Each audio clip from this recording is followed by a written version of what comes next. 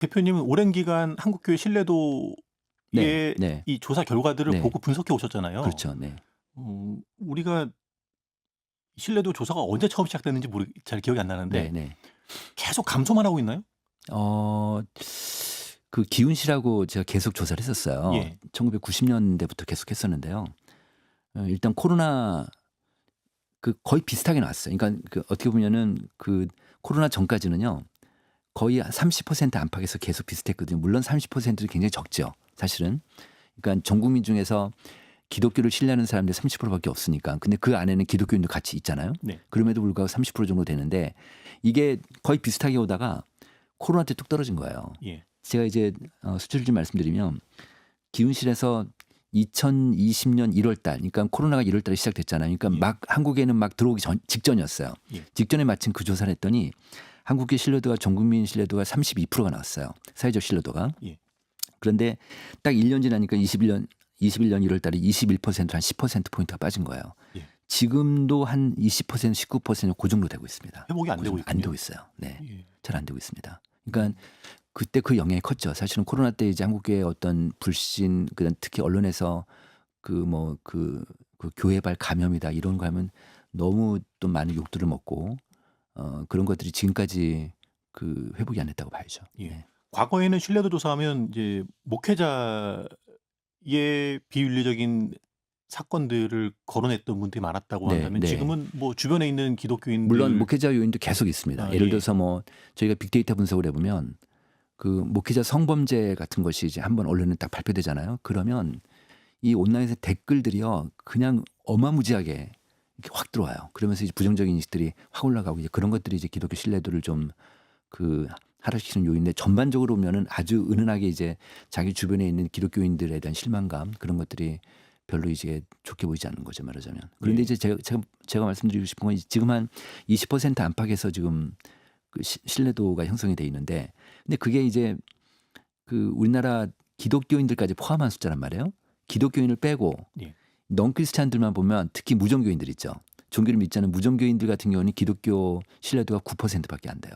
그 정도 되고 있는데 문제는 이게 지금 마지막 증거가 작년 5월 달이에요. 그래서 지금 만약에 이제 이번에 계엄 이후에 또 기독교 이제 기독교가 이제 뭐 극우 정도 해서 그래서 그런 세력화돼서 계속 뭐 시위하고 그다음에 계속 그런 강조하고 뭐 이런 이념적인 갈등이 있고 하다 보니까 분명히 저희들 판단에는 기독교가 더 신뢰도가 더 하락될 수 있을 그런 생각이 들긴 해요. 그래서 저희 이번에 5월 달에 다시 한번 측정을 합니다. 네. 네. 예. 얼마나 좀 하락될지 모르겠습니다. 예. 네. 교회 밖에서 교회를 보는 시각들은 뭐 그렇다고 하고요. 네.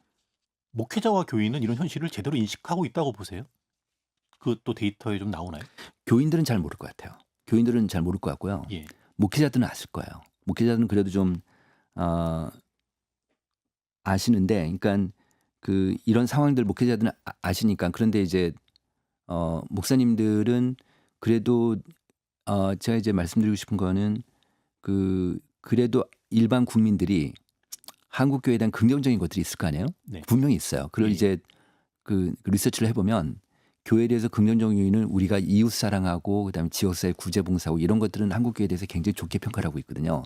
그런 측면에서 본다고 하면 이제 그런 인식하고 있으니까 목회자들 입장에서는 지역사회 구제 봉사를 잘해야 된다, 좀 많이 해야 된다 이런 생각을 갖고 있긴 하죠. 네. 예. 그렇습니다. 신뢰도를 좀 다시 높이려면 교회가 앞에 말씀하신 대로 본질을 좀 회복해야 될 거고 본질 회복한 교회를 우리가 또 그냥 쉽게 얘기해서 좋은 교회라고 말할 수 있잖아요. 네. 네. 좋은 교회의 기준이 종교인과 네. 비종교인이 약간 틀릴 수 있죠. 다르게 인식하고 있나요? 맞습니다. 이 조사는 기독교 사회연구원에서 지난해 말에 조사한 건데 그 네. 데이터를 좀 보면은 좋은 교회 기준이 뭐냐 이렇게 물어봤어요. 그랬더니 기독교인들은 경건한 예배와 묵상이 잘 어느 정도 되는 교회가 가장 높았어요. 39% 정도 높았고요. 예. 두 번째가 이제 사회적 약자를 향하는 봉사 구제, 이런 봉사 구제 예. 이런 쪽이 한 25%니까 39대 25니까 어느 정도 좀 1위, 2위 순서가 있는데, 예. 근데 종교를 갖고 있지 않은 무종교인들은 봉사와 구제, 그러니까 좋은 교회의 기준이 뭐냐면 봉사 구제가 43%까지 올라가요. 예. 그러니까 아무래도 이제 무종교인들은 경건한 예배나 묵상 이런 것들은 관심이 없으니까 교회가 결국은 교회 밖에서 교회를 평가할 때는 교회가 얼마나 선한 역할을 하는가, 그다음 사회적 공공성을 얼마나 잘 수행하는가 이런 거에 아마 관심이 높을 수밖에 없을 것 같습니다. 네. 그런 측면에서 본다고 하면 예.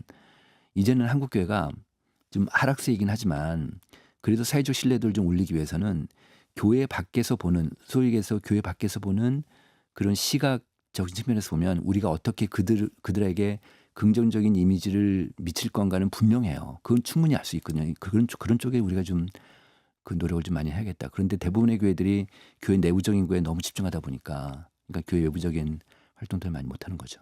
예. 네. 음, 기독교가 얼마나 보수적인가 이런 평가도 있었다고 하던데요. 네, 그렇습니다. 제가 1988년도에 이제 한국갤럽에 입사를 했어요. 네. 그래서 그때도 종교조사를 해보면 그 당시에는 기독교가 가장 진보적이었어요. 그때는 연령별로 보면은 예. 이게 좀 연령별 상관이 있으니까 연령별로 보면은 기독교 인구가 전체적인 무종교나 다른 종교들보다 좀 더 저연령층이 많았어요. 그러다 보니까 이제 연령 변수하고 이념 변수가 상관도가 높으니까 아, 예. 이념적으로 중도나 진보가 많아. 지금은 이제 거꾸로가 된 거예요. 지금은 저희가 분석을 해보니까 지금 현재 한국교회 교회 출석하고 있는 교인들의 연령별 분포가요. 예.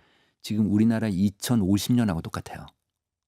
그러니까 2050년. 2050년 인구 분포가 똑같아요. 무슨 얘기냐면 지금 한국 인구가 하여튼 지금 지금 우리 지난해 말 기준으로 해서 우리가 지금 65세 이상 인구가 20%가 넘어갔단 말이에요. 예. 그 정도로 고령화가 심해지고 있는데 한국 교회 고령화 수준이 2025년, 2050년하고 똑같을 정도로 한국 교회가 좀 더 많이 더 고령화되어 있다는 말씀이군요. 그런 거죠. 그러다 보니까 그 보수화가 되고 있는데 이번 데이터를 보니까 그 주관적인 이념 성향, 내가 보수다라고 응답한 사람들이 기독교인이 10점 만점에 5.49점이었고요. 5.5점이었고요. 불교가 5.2점, 그다음에 가톨릭이 4.9점, 무종교인이 4.9점 나옵니다. 그러니까 종교별로 보면은 무종교인까지 포함했을 때 기독교인이 가장 보수적이라고 볼 수 있습니다. 네. 네. 네.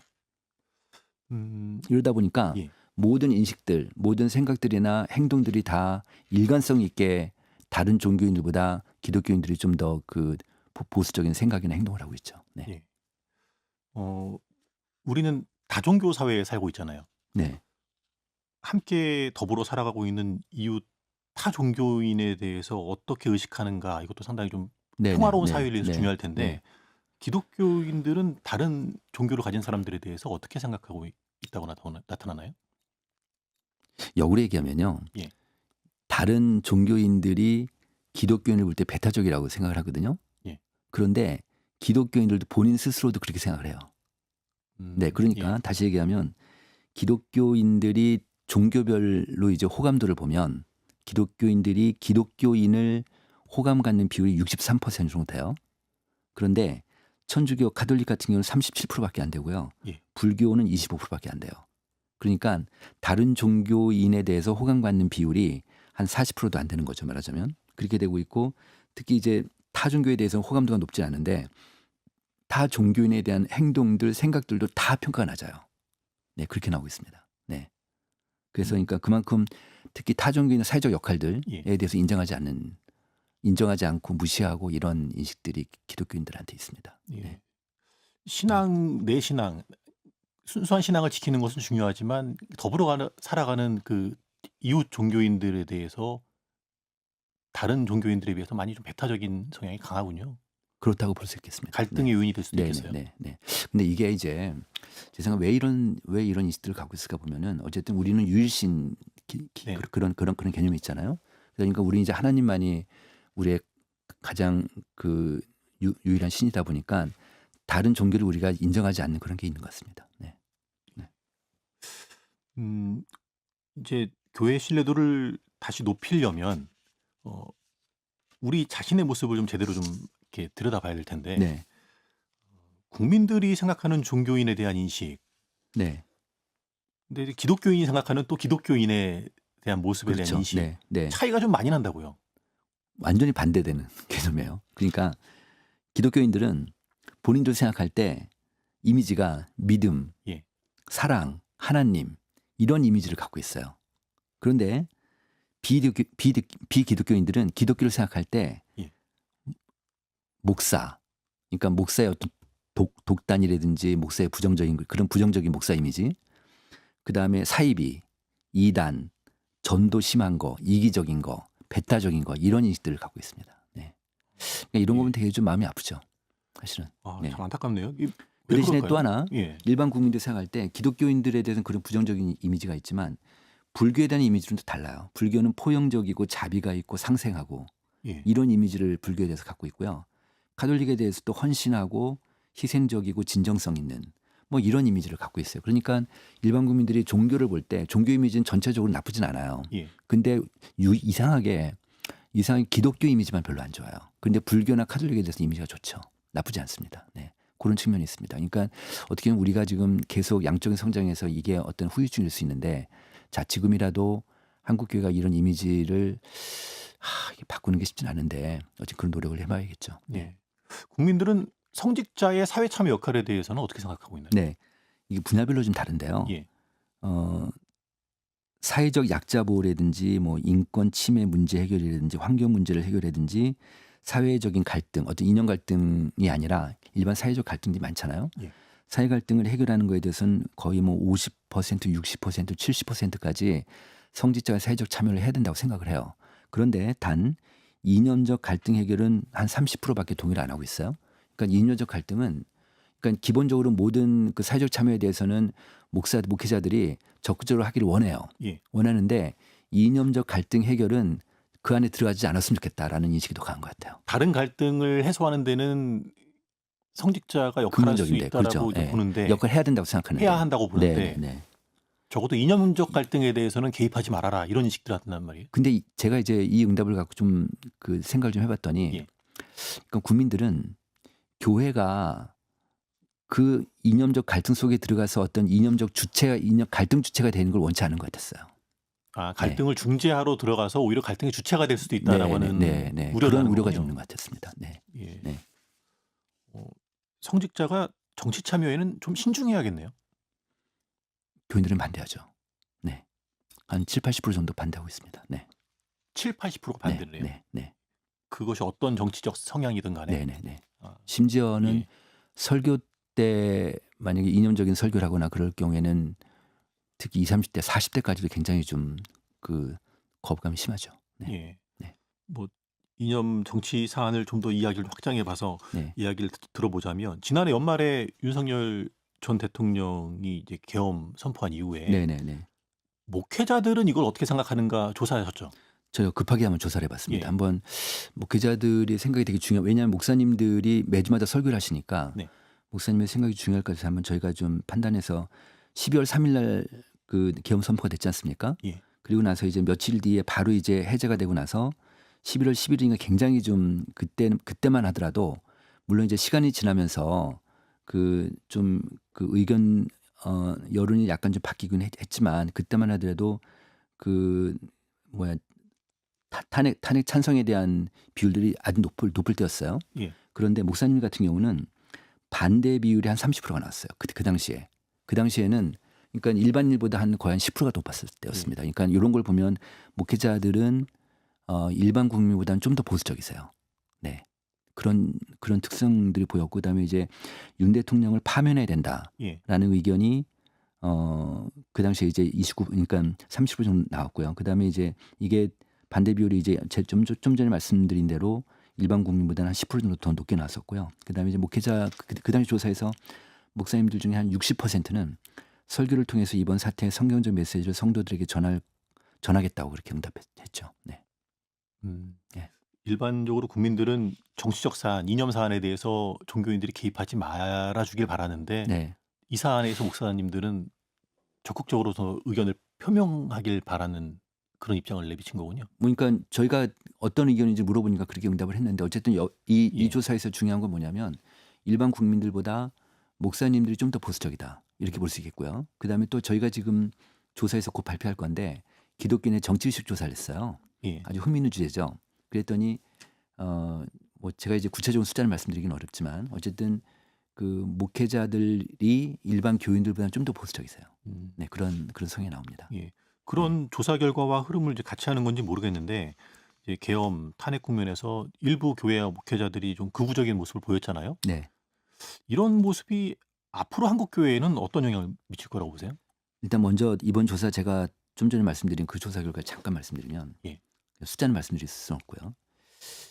극우 비율을 보면 일반 교인들보다 목사님들이 더 많습니다. 네, 그렇게 나와요. 그러니까 목사님들이 어떤 극우적인 그런 인식을 갖고 있으면 그런데 아주 특이한 건 뭐냐면 이제 그 뭐 극자도 있고 뭐 중도도 있고 극자가 있고 뭐 좌가 있고 그다음에 중도가 있고 뭐 우가 있고 극우가 있다고 하면 네. 그럼 극우 그룹만 다른 그룹은 다 안 그런데 예를 들어서 저희가 어떤 질문을 했냐면 세상 소식을 무엇을 통해서 얻습니까를 물어봤어요. 예. 그러니까 정보 취득 경로를 물어본 거죠. 예. 그랬더니 다른 그룹들은 모든 그룹이 똑같이 언론이 가장 1위였어요.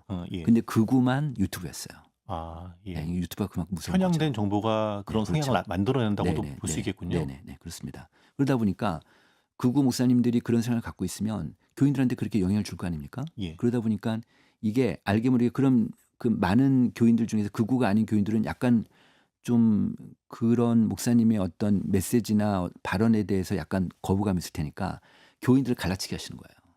이게 저는 그런 생각이 들어요. 교회 갈등을 네, 유발할 수 그러니까 있겠군요. 이념적인 발언을 하는 순간에 예. 교회를 갈라치게 하는 거라고 볼 수밖에 없을 것 같습니다. 그게 저는 제일 좀 우려가 되는 거죠. 네. 예. 그러니까 교인들도 영향을 받기 때문에. 네. 설교를 들으면서 단순히 이제 불편하게 여기는 그런 것을 넘어서서 네. 자칫하면 교회가 이제 이 그렇죠. 그렇게 싸움이 되는 거죠. 벌어질 수도 네, 있겠군요. 네, 그렇습니다. 조심해야겠습니다. 그러니까 이렇게 되면은 결국 사회적 신뢰도 더 낮아지는 그런 영향도 있겠죠. 네. 평소에 이제 예배 시간에 목사님들이 설교하시면서 이제 말씀처럼 이제 이 정치 현실에 대한 이야기를 언급하시는 경우들이 종종 있잖아요. 있죠. 네, 네, 네. 네. 그러다 보면 이제 그 목회자 개인이 가지고 있는 성향에 따라서 발언하게 되고 네. 그것이 교인들에게는 네. 말씀처럼 이제 갈등의 네. 요인이 될 수도 있을 네. 텐데 목회자의 역할에 대해서 좀 진지한 고민이 필요할 것 같아요. 이 한국교회 전체적으로. 네. 일단 먼저 목회자 역할 말씀드리기 전에 예. 저희 연구소에서 이제 2주에 한 번씩 예. 저희 홈페이지에 들어오시는 목사님들 대상으로 조사를 해요. 네. 넘버즈 포이라고 하는데 뭘 물어봤냐면 교회 안에 이념 갈등이 있는지 물어봤어요. 목사님 예. 심화하는 교회 안에 이념 갈등이 있는지 물어봤더니 겉으로 드러날 정도로 심하다가 12%가 나왔어요. 그다음에 갈등이 있지만 겉으로 드러날 정도는 아니다 42%. 그다음에 갈등이 별로 없다가 32, 갈등이 전혀 없다가 14. 그러니까 지금 현재 우리 목사님들 중에 심화하는 교회 중에서 갈등이 있는 이념적인 갈등이 있는 교회가 50%가 넘어요. 그러네요. 그러니까 목사님의 역할은 되게 곤란하시잖아요. 예. 그러니까 이걸 어떻게든지 잘 해결해야 되는데 특히 겉으로 드러날 정도로 심한 교회가 지금 거의 한 10%가 넘는 10개 교회 중에 1개 교회 넘으니까 목사님 되게 네. 만약에 목사님이 어느 한쪽에 속하지 않으신다면 어쨌든 교회를 전체적으로 끌고 가셔야 되니까 예. 목사님이 중간 역할을 잘 하셔야 되는데 어느 양쪽 좌가 됐든 우가 됐든 간에 그쪽의 어떤 주장이나 그거를 잘 견제하면서 중심을 놓지 않으셔야겠다. 중심을 잘 잡고 하셔야겠다. 이런 생각이 좀 들죠. 그런 측면에서 본다면 이념 얘기를 이념으로 접근해서는 다 실패하실 거예요. 결국은 이념이 아닌 네. 복음이면 복음 중심으로 가신다든지 복음 중심으로 다시 그들을 설득한다든지 이런 쪽으로 가셔야 되지 않을까 이런 생각이 좀 들죠. 네. 예. 지난 탄핵 정국에서 설교를 어떻게 해야 될까 고민하셨던 분들이 상당히 많거든요. 네. 네. 그러니까 예. 설교도 설교지만 제 생각에는 지금 왜 이런 현상들이 벌어지냐면 제가 볼 때는 기독교 가치관, 기독교 세계관 이런 것들이 한국 교인들 안에 잘 정립이 안 된 것 같아요. 그런 측면에서 본다면 교회 차원에서 그 교육이 됐든 훈련이 됐든 간에 기독교 가치관이나 기독교 그 세계관이죠. 이런 것들을 지속적으로 좀 교육시킬 필요가 있겠다. 그게 노인이든 젊은 사람이든 예. 네, 그런 게 좀 필요하지 않을까 싶습니다. 네. 정치적 사안으로 이제 그 사회가 갈등을 빚기 전에 평상시에 성경적 세계관을 잘 교육하는 것이 중요하다. 네. 목사님들도 그 부분을 평소에 교인들에게 잘 가르쳐 주는 것도 중요하고 목사님 스스로도 네. 편향되지 않게끔 네. 스스로를 돌아보는 네. 노력들이 필요하겠군요. 근데 제가 다니는 저는 이제 한 교회만 계속 오랫동안 다녔는데요. 네. 교회에서 기독교 세계관이나 기독교 가치관을 배운 적이 기억이 안 나요. 그러니까 많은 교회들이 이럴 거예요. 그러니까 이런 것들이 이제 앞으로 한국 교회가 좀 우리 사회를 좀 리드하고 사회 통합의 어떤 기능을 하려고 하면 이런 것들이 필요하지 않을까 싶은 생각이 들죠. 예.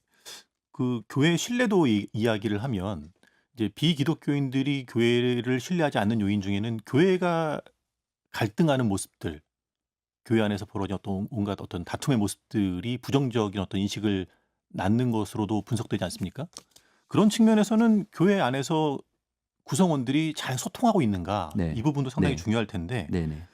교회 안의 의사소통 잘 이루어지고 있다고 평가되나요? 데이터상으로는? 전체적으로는 좀 미흡하죠. 그러니까 물론 굉장히 소통이 잘 되는 교회도 있지만 소통이 안 되는 교회가 더 좀 많은 것 같고요. 그다음에 특히 젊은 사람들, 그러니까 똑같은 교회인데도 네. 우리 교회는 소통이 잘 되라는 사람이 있고, 그다음에 우리 교회는 소통이 안 되는 사람인데 주로 이제 소통이 안 된다는 사람들이 20대, 30대, 지금 40대까지 올라가고 있습니다. 40대까지도. 아, 네, 그러니까 예. 왜 그러냐면 지금 현재 우리나라의 대부분의 교회가 40대 장로가 없어요. 그러다 보니까 50대는 장로가 아니더라도 같이 성교회나 같이 활동하면서 교회 소식을 좀 교회 리더들의 어떤 생각이나 의견을 계속 들을 수 있잖아요. 근데 40대만 해도 그들과 단절돼 있거든요. 그러다 보니까 교회 리더십하고 단절이 돼 있다 보니까 20대, 30대, 40대까지는 교회 소통이 잘 안 되는 그런 현상도 지금 보이고 있고요. 네. 현재 교회 의사결정은 그러면 뭐 장로님들 중심으로 아무래도 이루어지고 있다고 그렇죠. 봐야 되나요? 남자 60대 이상. 아, 이들이 예. 한국 교회를 끌고 가고 있습니다. 그러다 보니까 20, 30대하고는 워낙 세대 차이가 나니까 이들하고 소통이 안 되면 교회는 그들은 그냥 섬처럼 같이 있게 되는 그런 현상이 벌어지는 거죠. 교회 네. 안에는 근데 실질적으로 여성이 더 많잖아요. 그렇죠. 네. 권사님들이 큰 역할을 하고 있고요. 지금 성인들 기준으로는 거의 6대 4 정도 되고 있습니다. 네. 네. 네. 그런 현실에서 네. 의사결정은 60대 남성들이 주로 남자 결정하고 있다. 60대 이상이 예. 주도적인 거죠 지금. 예. 네. 그로 인해서 나타나는 문제점도 있을 것 같은데요. 그러니까 이게 일방적인 거죠. 일방적이고 수직적인 문화인데, 근데 요즘 그 한 40대면 50대 우리가 직장 생활 하잖아요. 예. 그럼 직장 생활도 보통 뭐 수평적인 조직들이 많아졌죠. 예. 그러니까 일주일 내내 수평적인 문화권에 살다가 주일날 교회 오면 수직적인 문화니까 힘들어하는 거죠. 말하자면. 네. 그런 가운데 한국교회 전반적으로 성장이 멈췄다라고 하는데 그 와중에도 성장하는 교회들이 있어요. 찾아보면. 네, 있습니다. 그런 네. 교회들은 의사결정 구조가 좀 독특하다고요. 네, 그렇습니다. 지금 성장하는 교회들이 지금 코로나 이후에 성장하는 데이터로 나오는 게 한 15% 정도 되고 있습니다. 그러니까 100개 교회 중에 15개 교회는 그래도 부흥하는 교회들이 있는 거예요. 예. 네, 그런 교회들 지금 특징을 보면 아까 제가 말씀드린 대로 일단 요 얘기 먼저 하기 전에 이런 의사결정 라인자리 수직적이니까 예. 밑에서 의견 수렴이 잘 안 되잖아요. 네. 이런 문제가 가장 큰 건데, 근데 이 성장하는 교회들, 부흥하는 교회 특징 중에 하나가 뭐냐면 청년들의 참여 비율이 높아요. 의사결정 라인에. 네. 어떤 식으로 참여하죠? 그러니까 뭐 저기 교회 그 최고 의사결정 기구에 예. 뭐 그 매번마다는 아니지만 뭐 한 달에 한 번이든 아니면 특별한 경우에 20, 30대 2030 세대들이 안에 들어가서 같이 의견을 나눈다든지, 네. 어느 교회는 또 청년 위원회라는 걸 만들어 가지고요. 청년부 임원들하고 당회원들하고 한 달에 한 번씩 회의체를 만드는 그런 교회도 있습니다. 그런 식으로 이제 청년들의 의견을 듣는 거죠. 전통적인 교회의 의사결정 구조를 벗어나서 이게 새로운 기구들을 만드는 네, 그렇죠. 거군요. 네. 그다음 또 의견을 듣기 위해서. 그런 것도 있고, 그다음 또 하나는 뭐냐면, 그러니까 각 무슨 뭐 교육부다, 무슨 뭐 남성교회다, 여전교회다, 뭐 많은 부서들 있잖아요. 그러니까 성장하는 교회 특징 중에 뭐냐면 각 부서들의 의견을 충분히 수렴을 하는 그런 특징이 있습니다. 그런 게 있고요. 또 하나 뭐냐면 의사결정을 하잖아요. 네. 의사결정을 집행을 할 거 아니에요. 집행을 하면은 피드백이 되게 중요하잖아요. 주기적인 피드백을 해요. 이 교회들은 그냥 해놓고 마는 게 아니라 잘 됐는지 안 됐는지 피드백을 하는 게 되게 중요하고, 그런 것들이 특징이 나타나고요. 그다음에 이제 또 하나, 이건 뭐 어느 정도 이제 중대형 교회들 문제일 텐데, 이 부흥하는 교회의 특징 중에 하나가 뭐냐면 최고 의사결정 기구에서 의사결정을 하잖아요. 네. 의사결정을 하면 그 의사결정이 사회적인 영향도를 고려해요. 그러니까 사회적 영향도. 네, 그러니까 예. 이 의사결정이 사회적으로 어떤 영향을 끼칠지, 만약에 우리 교회 밖의 영향이라면 교회 네. 밖에, 교회 안은 뭐 그럴 필요가 없겠지만 어떤 지역사회 봉사라든지 교회 밖에 여러 가지 사역을 할 때 이게 사회적 영향이 어떤지를 판단하고 선택하는 거죠. 아, 네, 교회가 그런 일방적으로 우리가 결정해서 우리가 그냥 사회에 뭐 베푼다 네, 내지는 네, 뭐 이렇게 네. 기여한다 이것이 네. 아니라 교회 밖에 있는 수요자들의 생각을, 수요자 의견을 듣는다든지 수요자를 고려하는 거죠. 정말 필요한 걸 하겠다라고 하는 네. 마음을 가지고 있군요. 네. 네. 이런 의사결정 구조를 가지고 있는 교회들은 뭐 구성원들도 구성원이지만 목회자가 좀 열려 있죠. 인식이 네. 열려 있을 것 네, 같아요. 그렇습니다. 네. 근데 그게 보면은 그 좀 열려 있고 깨어 있는 목사님들 같은 경우는 대체로 보면 변화 의지가 되게 높으세요. 그다음 혁신 의지가 높고 이런 분들이시거든요. 이런 분들이 근데 이게 연령 목사님 연령하고 상관도가 높아요. 연령이랑요? 그러니까 목사님이 60대만 넘으면 예. 잘 안 움직이세요. 아, 네. 예. 한 40대 50대 목사님만 해도 많이 그러니까 좀 활동적이고 개방적이고 개혁적이고 이런데 60대만 하더라도 벌써 이제 나이가 드시니까 과거 전통에 매여 있다든지 그래서 변화 의지가 많이 없으시죠. 네. 예. 네. 이런 의사소통 구조나 또 이제 부흥하는 교회들의 사례들을 통해서 볼 때 네. 좀 이런 부분을 고민하는 교회와 목회자들에게 제언해 주실 말씀이 있을 것 같아요. 네, 제가 뭐 좀 전에도 말씀드렸지만 제가 꼭 제언해 드리고 싶은 거는 제 부탁드리고 싶은 거는 교회 안에 세대별 의견을 반드시 청취하시라. 세대별로 각 세대별로 20대면 20대, 30대면 40대. 네. 특히 지금 요즘 저희가 지금 성장하는 교회들 특징 중에 하나가 뭐냐면요. 3, 40대가 잘 되는 교회들이 잘 되는 거예요. 3, 40대. 네. 3, 40대가 잘 예. 되면 그들의 자녀의 교회학교도 주일학교도 잘 되는 거예요. 그래서 지금 교회 성장에 있어서 교회가 부흥하는 교회 중에서 가장 큰 특징 중에 하나 3, 40대예요. 그러니까 3, 40대를 잘 잡고 가면 교회가 안 될 리가 없는 거예요. 말하자면 그런 특징이 있어요. 그러니까 3, 40대의 어떤 의견을 잘 수렴한다든지 각 세대별로 의견을 수렴하는 게 되게 중요할 것 같다는 그런 생각이 들고요.